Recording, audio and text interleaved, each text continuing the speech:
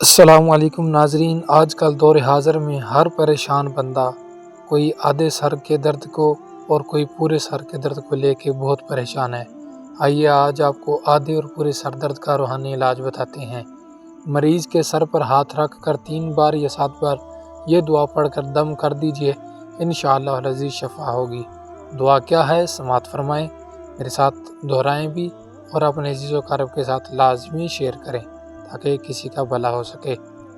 بسم اللہ الرحمن الرحیم، بسم اللہ رب العرض والسماء، بسم اللہ الذی بیدہ الشفاء، بسم اللہ الذی لا یضر مع اسمہ شیء فی الارض ولا فی السماء وہو السمیع العلیم۔ ناظرین، اس طرح کی مزید اچھی ویڈیوز کے لیے چینل کو سبسکرائب کرنا مت بھولیے گا۔ جزاکم اللہ خیر۔